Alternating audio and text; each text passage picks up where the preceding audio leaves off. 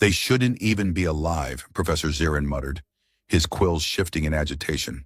By all accounts, they violate every rule of evolutionary logic. The Galactic Symposium had never been so quiet. Biologists, historians, and military strategists from across the known universe filled the grand hall, all focused on the small, fragile-looking creature on the central display. A human. It stood upright, not particularly fast, not overly strong, its soft skin offering little natural protection. Its teeth, neither the crushing maw of a true predator nor the grinding plates of a dedicated herbivore, seemed almost indecisive. And yet there it was, a creature from a minor world.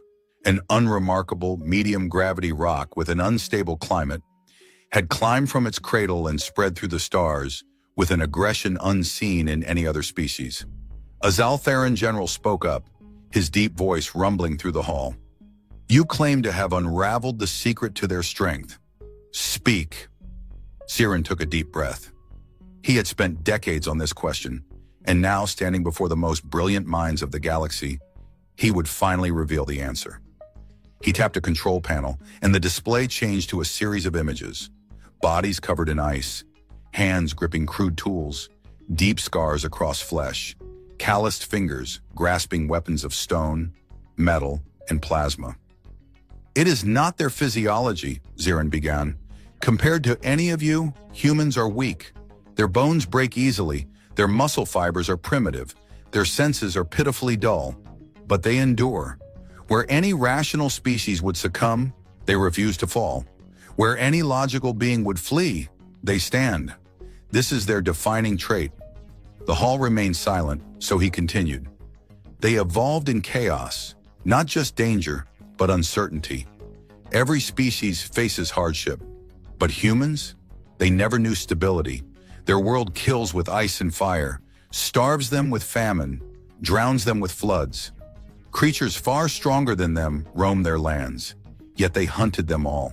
They were never the fastest, never the strongest, but they learned, they observed, they adapted. Zirin changed the display again, now showing images of humans pressing forward in war, in disaster, in overwhelming odds.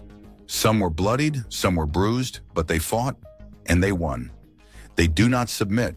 Their bodies fail, their bones break, their blood spills, but they do not surrender. Even when crushed under the might of empires, when their cities burn, they rise, again and again. A Karathi scholar clicked his mandibles. But all creatures fight for survival. This is nothing new. Zirin turned, eyes flashing. Others fight when they must. Humans fight even when they shouldn't. When reason dictates they retreat, when numbers tell them it is hopeless, they stand, they charge, they sacrifice. Not for food, not for land, not for mere survival, but for something greater. They do not only protect themselves, they fight for one another. They die for each other. This is what makes them unstoppable. Another image filled the display. A human standing alone against an overwhelming force, weapon raised, knowing he could not win, but refusing to run. His face was battered, his uniform torn, but he stood his ground. Their strength is not in their muscles or their weapons, Zirin said, voice rising. It is in their spirit. A hushed murmur spread through the hall. Many had faced humans in battle. Many had seen firsthand what he spoke of. The general spoke again. You say their spirit makes them strong, but how does that explain their conquests, their victories against superior forces? Zirin sighed. Because they never stop. Even when they fall, their kind remembers. Their stories persist. A lesson learned by one generation is passed to the next, never forgotten. Where other civilizations crumble under catastrophe, humans rebuild stronger. When they lose a war, they prepare for the next. They are not the most advanced, they are not the most numerous, but they are the most relentless. Silence fell again, heavier this time. Many had seen it themselves, the way humanity clawed its way forward, no matter the cost. Zirin leaned forward, voice soft but firm. That is why they are feared. That is why they are respected. And that is why, in the end, they always win. No one spoke for a long moment, then slowly the general nodded. Understood. But even as Zirin stepped back from the podium, he knew his study was far from over. There was still more to uncover, more to understand, because humans had not yet reached their limits. And perhaps they never would. Zirin had expected the discussion to end there, but it did not. The Galactic Symposium was not a place where conclusions were accepted without scrutiny, and his words had stirred something deeper: fear, curiosity, perhaps even admiration. An Earthalan strategist, his pale, translucent skin shifting with uncertainty, raised a trembling limb. You speak of their endurance, their refusal to surrender, but surely there must be a breaking point. No species can persist indefinitely. Zirin hesitated. This was the very question that had haunted him through years of study. That is the paradox, he admitted. Theoretically, yes, there must be a limit. And yet, no one has ever found it. A murmur rippled through the hall. Zirin adjusted the display, now showing images taken from countless conflicts, battles waged over lifetimes, wars fought by fathers and finished by their sons. Other species fight until they exhaust their resources, their numbers, or their will. Humans, they fight until they win, or they learn, and then they fight again. A thick-set Dralvian, his forearms crossed over a broad chest, let out a low growl. Even the greatest warriors fall when their world burns. Zirin nodded. Yes, and yet, let me show you what happens when a human world burns. He tapped the controls again, and the image shifted.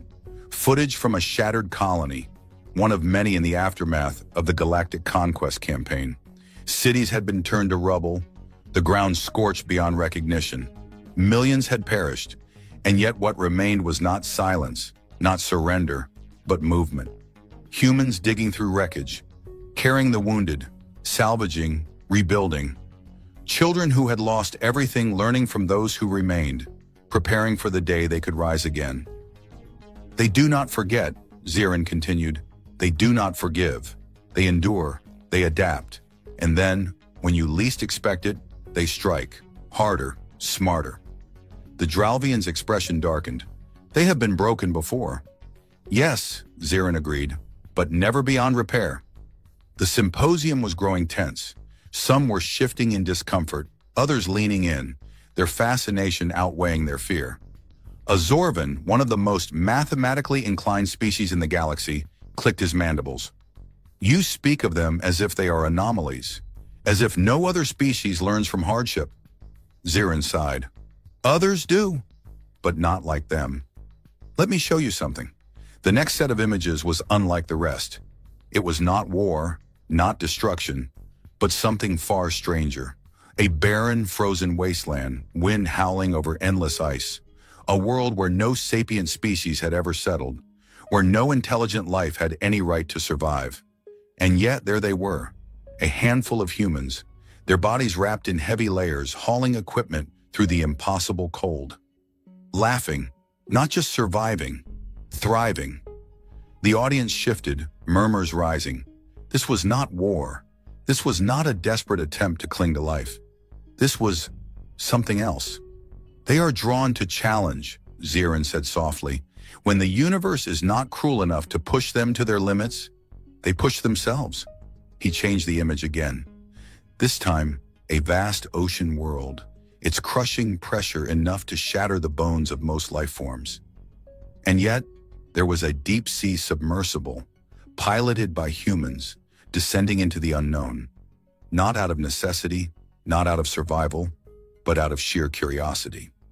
Even when there is no battle, they seek to conquer, Zirin continued, not through war, not always through violence, but through sheer will. They scale the highest peaks, dive into the deepest voids, walk on worlds where no one else dares. And for what? Not for territory, not for resources, but because they must know. Because the unknown is not something they fear, it is something they chase. A silence heavier than before filled the chamber. The Zorvan, ever logical, shifted uncomfortably. And what happens, he asked slowly, when they set their sights on something greater than themselves? Zirin exhaled. That is what we must all ask ourselves. The image changed one final time. A vast space station orbiting a dying star.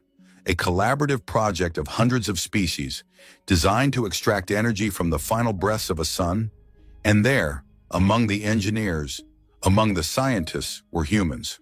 Not leading, not conquering, simply present, learning, teaching.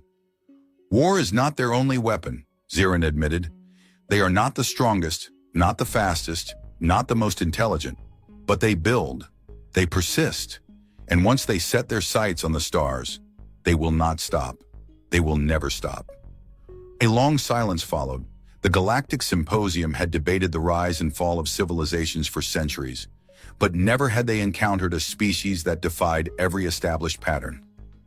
The Dralvian uncrossed his arms, his expression unreadable. You say they do not stop, that they cannot be broken, that they push forward always? Zirin nodded. The Dralvian narrowed his eyes. Then tell me, Professor, what happens when they decide that they are no longer content with surviving? The question hung in the air. Zirin swallowed. That was the question, wasn't it? Because humans had never been content with mere survival, and the universe was only beginning to understand what that truly meant. Zirin hesitated, his claws twitching nervously as he scanned the crowd. The question posed by the Dralvian general lingered in the air, heavy with its implications. What happens when humans decide they are no longer content with surviving? The very thought seemed to chill the room, even in the vast temperature-controlled hall of the Galactic Symposium. Zirin had always known this question would come, but even after decades of research, he still struggled with its answer. And yet, he had no choice but to confront it now. What happens next, he began, his voice quieter but no less firm, is the end of the galaxy as we know it. The room erupted into murmurs. Delegates turned to each other, exchanging hushed, urgent words in their myriad native tongues. The Dralvian general narrowed his four eyes, leaning forward as if to demand further explanation, but Zirin continued before anyone could interrupt. Allow me to clarify, he said, gesturing to the massive holographic display behind him. The timeline of human history remained projected in vivid detail, stretching from their earliest discoveries to their most recent rapid advances. Zirin adjusted the controls and the timeline shifted, zooming in on the last century of human progress. They are not a destructive force by nature. Unlike many species represented here, they do not expand purely for conquest or resource exploitation. But their very existence, their drive, their refusal to stagnate, makes them a force of upheaval. The timeline transformed into a three-dimensional model of the Milky Way galaxy, with bright points of light marking the known territories of its various civilizations. Zirin highlighted the human territories in a glowing blue hue. The cluster of human systems was small, almost insignificant, compared to the sprawling empires of the Zaltharans, Dralvians, and others. But then the simulation began. The human territories expanded, slowly at first, then faster and faster still. The blue light spread across the galaxy like wildfire, consuming stars and systems, not in destruction, but in influence. The other civilizations' territories didn't vanish. They were simply overshadowed, outpaced.